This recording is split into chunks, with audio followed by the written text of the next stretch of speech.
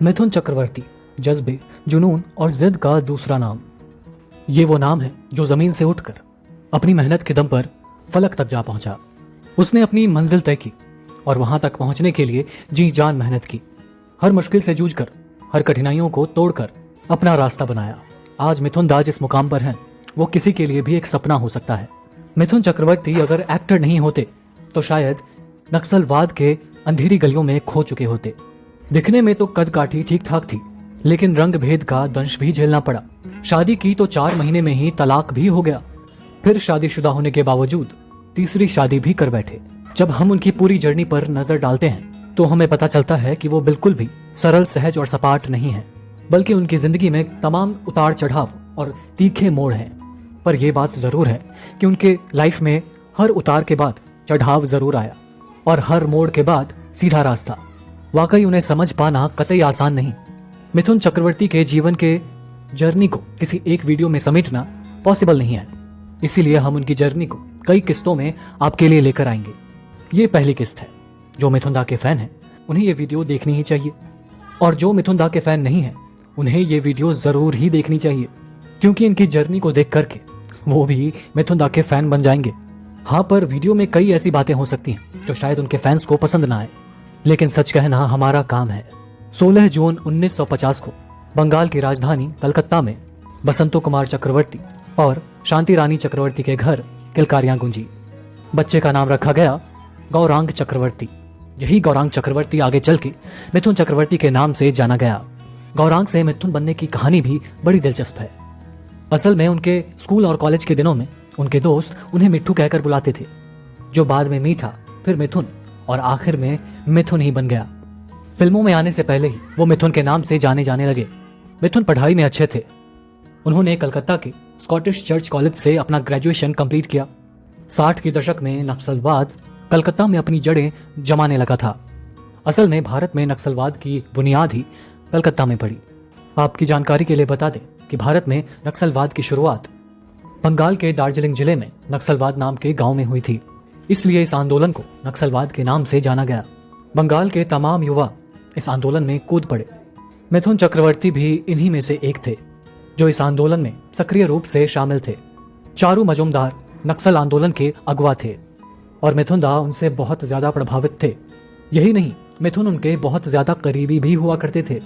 लेकिन जब इस आंदोलन के चलते बंगाल में हिंसा भड़की तो पुलिस सक्रिय हो गई। पुलिस ने नक्सलवादियों को पकड़ करके जेल में डालना शुरू कर दिया। गिरफ्तारी के डर से मिथुन अंडरग्राउंड हो गए। वो लंबे समय तक पुलिस से भागते छिपते रहे।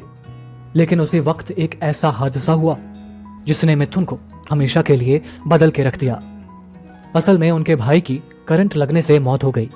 मिथुन इस दुख की घड़ी में अपने परिवार को अकेला नहीं छोड़ सकते थे, तो उसके बाद वो नक्सलवाद की राह छोड़ करके अपने परिवार के पास लौट गए। लेकिन ये सब इतना आसान नहीं था, क्योंकि नक्सलवाद के अंधेरी गलियों में घुसने का रास्ता तो है, लेकिन उससे बाहर निकलना बहुत मुश्किल है, जहां बाहर निकलने का मतलब है मौत। लेकिन मिथुन ने अपनी जान की परवाह किए बगैर नक्सलवाद का रास्ता हमेशा के लिए छोड़ दिया। हाँ, ये और बात है कि मिथुन पर नक्सली होने का ठप्पा लग चुका था। बंबई वो बाद में पहुंचे। उनके नक्सली होने की खबरें पहले बंबई पहुंच गई। यहां तक कि उनके करियर की शुरुआत में उन्हें एक फिल्म भी ऑफर हुई जिसमें उन्होंने एक नक्सली का ही किरदार निभाया था। फिल्म का नाम था द नक्सलाइट्स। हालांकि मिथुन ये फिल्म नहीं करना चाहते थे, लेकिन उस वक्त उनके पास ना कहने का कोई विकल्प नहीं था। साल 1972 में एक्टिंग के गुण सीखने के लिए Mithun film and television institute Pune आ गए। मिथुन नक्सली आंदोलन से जुड़े रह चुके थे, इसलिए गलत बात ना उन्हें पहले से बर्दाश्त थी और ना तब थी। इससे जुड़े बहुत से किस्से आज भी मशहूर हैं। शक्ति कपूर ने एक इंटरव्यू में बताया था कि FTII में ही मिथुन ने उनकी रैगिंग की थी। हुआ यूं कि शक्ति कपूर FTII ज्वाइन करने से पहले अपने दोस्त की एक बहन की शादी में गए थे।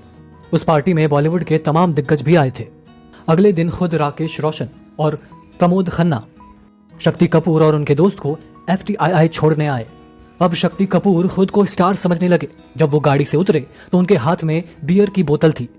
उन्होंने बिना कुछ सोचे समझे सामने खड़े लड़कों को बियर ऑफर कर दी, लेकिन उन लड़कों ने ये कहते हुए मना कर दिया कि इस इंस्टीट्यूट में ये सब अलाउड नहीं है। वो लड़का कोई और नहीं बल्कि मिथुन चक्रवर्ती ही थे। हालांकि बाहर उन्होंने सिर्फ एक ट्रेलर दिखाया था, पिक्चर तो अभी बाकी थी। अंदर शक्ति कपूर के स्वागत की पूरी तैयारी थी। मिथुन ने अपने कुछ साथियों के साथ मिलकर शक्ति कपूर के बाल काट दिए और उनसे पूल के चक्कर कटवाए। जब शक्ति कपूर फूट फूट कर रोने लग गए तब मिथुन ने उन्हें माफ कर दिया। एक्टिंग कोर्स पूरा होने के बाद अब बारी थी असली इम्तिहान की। काम की तलाश में मिथुन चक्रवर्ती निकल पड़े सपनों की नगरी मुंबई। लेकिन मुंबई जाना भले ही आसान हो, पर यहाँ रहना और टिकना बड़ा ही मुश्किल, जिसका एहसास मिथुन को जल्दी ही हो गया। वो दिन भर काम की तलाश में फिल्म मेकर्स के ऑफिस में चक्कर लगाते और बेचारे शाम को खाली हाथ थक करके घर लौट आते। उनके पास ना तो कोई नौकरी थी और ना ही कहीं रहने का ठिकाना। माली हालत इतनी खराब थी कि कई बार तो खाने के भी लाले पड़ जाते। मिथुन ने एक इंटरव्यू में बताया था कि वो अक्सर ही रात में खाली पेट फुटपाथ पे ही सो जाया करते थे। वो आने वाले कल के बारे में सोचते, जी भर के रोते और फिर थक के सो जाते। यही उनकी दिनचर्या बन गई थी। हालांकि मिथुन ने किसी भी तरह अपने लिए एक रहने का जुगाड़ लगा लिया था। उन्हें रहने और सोने के लिए 75 रुपए देने पड़ते थे, लेकिन फिर भी उन्हें सोने के लिए जमीन ही नसीब होती थी, क्योंकि चारपाई पे सोने के लिए 150 रुपए देने पड़ते थे। एक बार मिथुन दा ने कपिल शर्मा शो में उस दौर का एक मजेदार किस्सा सुनाते हुए कहा था कि उनके ऊपर जो चारपाई पे सोता था वो केरल का रहने वाला था। वो नौकरी करता था। एक रात सोते हुए मिथुन को एक बड़े से चूहे ने काट लिया। खून बहा। दर्द के मारे मिथुन रात भर सो नहीं पाए। सुबह हुई तो केरल वाला नहा धो के ऑफिस चला गया। मिथुन बेचारे रात भर के जगे थे। मौका देख करके वो उस केरल वाले लड़के के चारपाई पर जाकर सो गए, लेकिन उनकी किस्मत खराब निकली। उस दिन उस लड़के की ऑफिस से जल्दी छुट्टी हो गई। इस वजह से वो समय से पहले ही घर लौट आया। अपनी चारपाई पे मिथुन को देख के उसका पारा 7वें आसमान पर चढ़ गया। उसने पहले तो मिथुन को लात मारी और फिर जमकर गालियां दी। अपने इस संघर्ष से मिथुन ने तमाम सबक भी सीखे। केरल वाले उस लड़के को अपने ध्यान में रखते हुए उन्होंने अग्निपथ में कृष्णन अय्यर का किरदार निभाया था। मिथुन काम की तलाश में दर दर भटक रहे थे और उन्हें काम देने के लिए कोई राजी नहीं था। अपने सांवले रंग की वजह से भी उन्हें काफी जलालत झेलनी पड़ी। अचानक से उन्हें हेलन का असिस्टेंट बनने का मौका मिल गया। हेलन अपनी जमाने की बहुत बड़ी कैबरे डांसर थी। वो दौर था जब लगभग हर एक फिल्म में हेलन का एक डांस नंबर हुआ ही करता था। मिथुन को डांस का शौक पहले से ही था। एक्टिंग में कोई काम ना बनते हुए देखकर उन्होंने डांस करना ही ठीक समझा, और वैसे भी उन्हें रोजी रोटी के लिए कुछ तो करना ही था। वो हेलन के साथ फिल्मों के सेट पर जाने लगे। लोगों से जान पहचान बढ़ी। वो हेलन के साथ उनके डांस क्लास भी जाते थे और घर आकर के उन डांस स्टेप्स की प्रैक्टिस करते जो हेलन के डांस गुरु उनको सिखाते थे। बतौर हेलन के असिस्टेंट मिथुन अपनी डांसिंग स्किल को सुधार रहे थे, लेकिन हेलन का असिस्टेंट बनने के लिए उन्होंने अपना नाम बदल करके राणा रेज रख लिया था, ताकि कोई उन्हें पहचान ना सके। हेलन के साथ काम करने का सबसे बड़ा फायदा ये हुआ कि उनके जरिए बनी जान पहचान से मिथुन को फिल्मों में छोटे मोटे रोल मिलने लगे। एक ऐसी ही फिल्म थी दो अनजाने, जिसमें मिथुन अमिताभ बच्चन के साथ कुछ देर के लिए नजर आए थे। शायद ही किसी को उस फिल्म में मिथुन का किरदार याद होगा। मिथुन ने बॉडी डबल का भी काम किया। उन दिनों मिथुन अक्सर ही बम्बई के एक मशहूर टेलर के पास जाया करते थे, जिस टेलर की दुकान का नाम था प्लेबॉय। एक दिन वो उस दुकान के पास खड़े थे, तभी उन्हें सलीम खान आते हुए दिखे। सलीम खान का नाम बॉलीवुड के दिग्गज राइटर्स में शुमार था। मिथुन के पास पहुंचते ही वो थोड़े से ठिठक गए, मिथुन को गौर से देखने लगे। मिथुन नर्वस होकर वहां से जाने लगे। तभी सलीम साहब ने उन्हें बुलाया और कहा कि वो फिल्मों में ट्राई क्यों नहीं करते। पहले तो मिथुन को अपने कानों पर जरा भी यकीन नहीं हुआ कि सलीम खान जैसा दिग्गज उनसे ऐसा कह रहा है। फिर मिथुन ने सलीम को बताया कि वो FTII से एक्टिंग का कोर्स कर चुके हैं और आजकल काम की तलाश में भटक रहे हैं। सलीम खान ने तुरंत ही उन्हें यश चोपड़ा का एड्रेस देकर उनसे मिलने को कहा। फिर क्या था, मिथुन अगले ही दिन यश चोपड़ा के दफ्तर जा पहुंचे।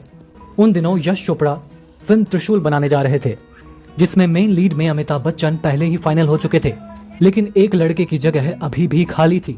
लेकिन मिथुन निराश हो गए जब उन्हें बताया गया कि अभी कुछ ही दिन पहले वो रोल सचिन पेलंगवांकर को दिया जा चुका है। हालांकि सलीम साहब की कही हुई बात उन्हें तब भी बल दे रही थी। उन्हें इस बात की खुशी थी कि भले ही काम ना मिला, लेकिन सलीम खान ने उनकी मदद करने की कोशिश तो की। मिथुन अब तक संघर्ष की धूल जमकर फांक चुके थे, लेकिन आने वाला समय उनके अब तक के सारे इम्तिहान का बड़ा परिणाम देने वाला था। जाने माने बंगाली फिल्म मेकर मृणाल सेन ने मिथुन को एक फिल्म ऑफर की, जिस फिल्म का नाम था मृगया। हालांकि ये विशुद्ध एक आर्ट फिल्म थी। शायद ही कोई एक्टर अपनी करियर की शुरुआत एक आर्ट फिल्म से करने की सोचेगा, लेकिन सच तो ये था कि मिथुन के पास कोई विकल्प नहीं था। उन्हें तो सिर्फ काम की तलाश थी। ये फिल्म जून 1976 में रिलीज हुई और घिनुआ के किरदार में मिथुन ने ऐसी जान फूंकी कि उन्हें इस फिल्म के लिए नेशनल अवार्ड मिल गया। अपनी पहली फिल्म के लिए ही नेशनल अवार्ड मिलना सपना पूरा होने जैसा था। मिथुन पहले और आज तक के इकलौते एक्टर हैं जिन्होंने अपनी पहली फिल्म के लिए ही नेशनल अवार्ड जीता हो। यही नहीं, वो नेशनल अवार्ड जीतने वाले सबसे यंग एक्टर भी थे। उस वक्त उनकी उम्र महज 26 साल की थी। हालांकि फिलहाल ये तमगा बंगाली एक्टर रिद्धि सेन के पास है, जिन्होंने साल 2017 में 17 साल की उम्र में बंगाली फिल्म नाकर्तन के लिए नेशनल अवार्ड दिया गया था। मिथुन को यह फिल्म कैसे मिली, इसके पीछे भी एक बड़ा मजेदार किस्सा है। मिथुन की बायोग्राफी मिथुन चक्रवर्ती द दादा ऑफ बॉलीवुड लिखने वाले जाने माने फिल्म पत्रकार राम कमल मुखर्जी ने इस किताब में इसके बारे में विस्तार से लिखा है। दरअसल मृणाल सेन ने मिथुन चक्रवर्ती को उस दिन पहली बार देखा था जब फिल्म इंस्टीट्यूट पुणे में उनकी पासिंग आउट सेरेमनी थी। उन्होंने मिथुन को गौर से देखा। गहरा रंग, घुंघराले बाल, कसा हुआ बदन, दोस्तों के साथ मस्ती करता हुआ एकदम मस्त मौला। मृणाल को उनमें एक नवाबीपन नजर आया, लेकिन वो ये देखकर हैरान थे कि उस लड़के की इस अजीब व्यवहार से वहां बैठे किसी भी शख्स ने उन्हें टोकने या रोकने की कोशिश नहीं की। मृणाल दा को पता चला कि ये लड़का मिथुन चक्रवर्ती है और ये भी बंगाली है। जब मृणाल सेन फिल्म मृग्या बनाने जा रहे थे, उस वक्त वो एक ऐसे लड़के की खोज में थे जो घिनुआ के किरदार में फिट बैठ सके। अचानक उनका दिमाग ठनका और उन्हें उनका घिनुआ मिल गया। असल में उनके दिमाग में मिथुन का ख्याल आ गया।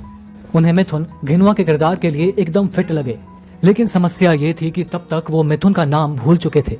लेकिन अब वो हर कीमत पर मिथुन को ही घिनुआ के किरदार में देखना चाहते थे।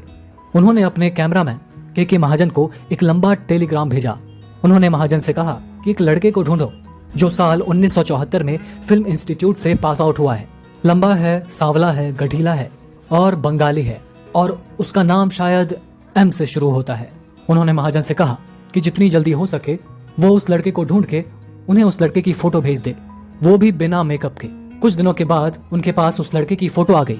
मृणाल दा एकदम सही थे, उन्हें उनका घिनुआ मिल चुका था। कुछ ही दिनों बाद मृणाल के कलकत्ता स्थित घर पर किसी ने दस्तक दी। उन्होंने जब दरवाजा खोला तो वो हैरान रह गए। सामने मिथुन चक्रवर्ती खड़े थे। मिथुन उनके जवाब का इंतजार किए बगैर ही सीधे उनके घर पहुंच गए थे। इस तरह मिथुन को अपनी पहली फिल्म मिली।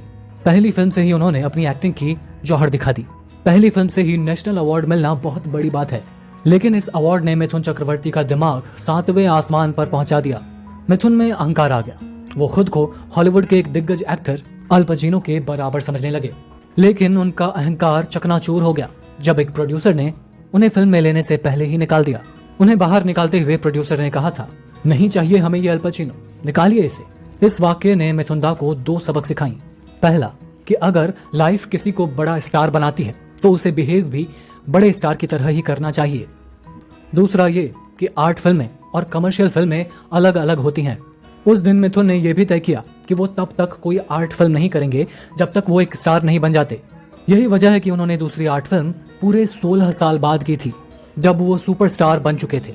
उन्होंने जब दूसरी आर्ट फिल्म की तो उसके लिए भी उन्हें नेशनल अवार्ड मिला था। मृग्या के बाद मिथुन चक्रवर्ती को काम मिलना शुरू हो गया। उनकी कई फिल्में ठीक ठाक चली भी।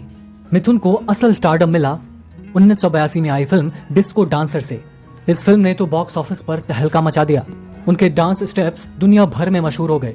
इस फिल्म ने भारत का परिचय डिस्को डांस से करवाया था। युवा तो बस डिस्को डांस के दीवाने हो गए थे। और यह फिल्म हिंदी सिनेमा की पहली फिल्म थी जिसने 100 करोड़ का कलेक्शन किया था। फिल्म ने कलेक्शन के मामले में शोले तक को पीछे छोड़ दिया था। हैरान करने वाली बात यह थी कि यह फिल्म हिंदुस्तान से ज्यादा रूस और सोवियत संघ में चली थी। फिल्म के गाने जबरदस्त हिट साबित हुए। आज भी वहाँ के लोग मिथुन को उनके असली नाम के बजाय जिमी नाम से जानते हैं। इस फिल्म ने मिथुन चक्रवर्ती को वो स्टारडम दिला दी जिस स्टारडम की ख्वाहिश लिए वो संघर्ष किए जा रहे थे। वो रातों रात उस दौड़ के टॉप एक्टर्स की लिस्ट में शुमार हो गए।